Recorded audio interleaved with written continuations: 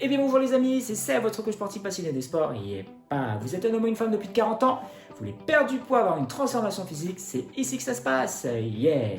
Aujourd'hui dans cette vidéo, je vais vous donner les 5 bonnes raisons pourquoi vous n'arrivez pas à perdre votre ventre, yeah. Je vous dis tout après le jingle. Wouh.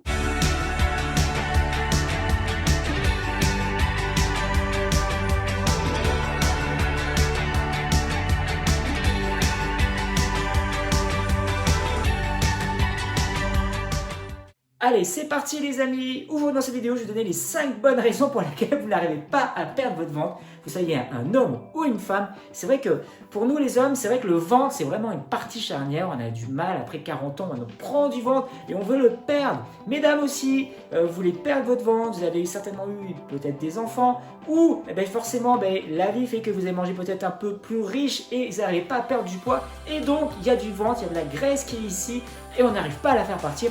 Et aujourd'hui, je vais vous donner justement ces 5 bonnes raisons pour lesquelles on n'arrive pas à perdre ce fameux ventre. Allez, c'est parti. La première raison, pourquoi on n'arrive pas à perdre du ventre, donc il faudrait se poser la question pourquoi. Et la première raison évidente, c'est le stress. Et oui, toute la journée, on est stressé, on court partout, le travail, la famille, le mari, les enfants, donc on court tout le temps pour aller au travail, le soir pour aller faire les courses, s'occuper des devoirs. Donc, on a un stress quotidien qui fait que on est tout le temps stressé, on est tout le temps habitué à faire plein de choses en même temps et on n'a pas le temps de récupérer. Et c'est vrai que le stress fait partie de nous, de la vie moderne et on est on est souvent stressé. Donc, une solution contre le stress, qu'est-ce qu'il faudrait faire?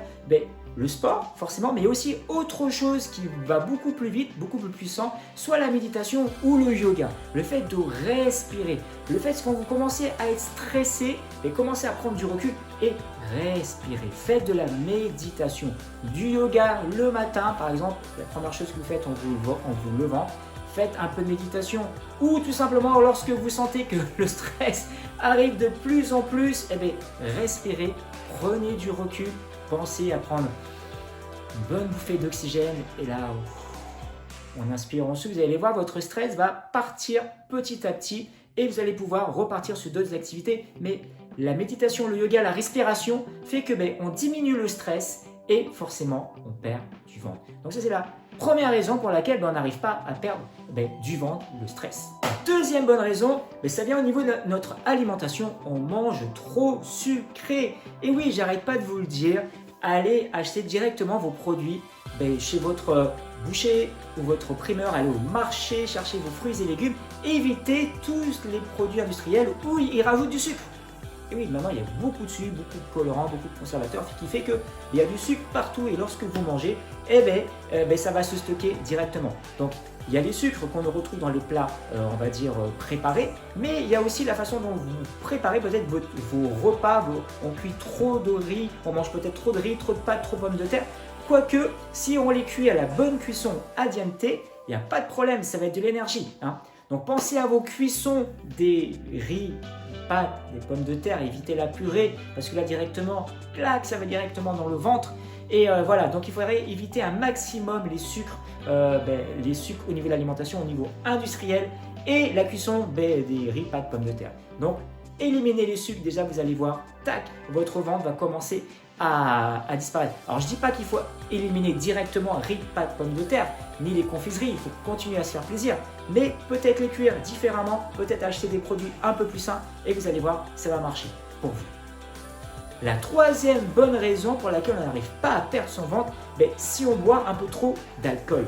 Et oui, l'alcool est un accélérateur de prise de ventre et de prise de poids aussi. Donc, si vous êtes habitué à prendre l'apéro tous les soirs, si vous voulez perdre votre ventre, même si vous avez beau faire du sport à côté, faire la méditation, faire attention, si vous buvez trop d'alcool, si vous buvez du whisky, du pastis, enfin bref, trop régulièrement, vous allez entretenir, plutôt que de perdre, vous allez entretenir votre ventre. Donc c'est pour ça que c'est important, l'alcool, si vous avez des plaisirs, oui, peut-être le week-end, peut-être 1 ou 2 fois par semaine, mais pas tous les soirs. Évitez les alcools durs aussi, le whisky, choses comme ça, la vodka, là c'est directement, bing, dans le ventre. Pour nous les hommes, là, pour vous mesdames aussi. Donc, si vous êtes habitué à prendre un apéro tous les soirs, ben, peut-être si vous avez envie de perdre du ventre, hein, sauf si vous voulez garder votre ventre, ben, continuez à des apéros. Mais si vous avez envie de perdre du ventre, ben, gardez-les, mettez-les plus le week-end ou des moments festifs, 1 à 2 fois par semaine. La quatrième bonne raison pour laquelle on n'arrive pas à perdre son ventre, ben, c'est la sédentarité.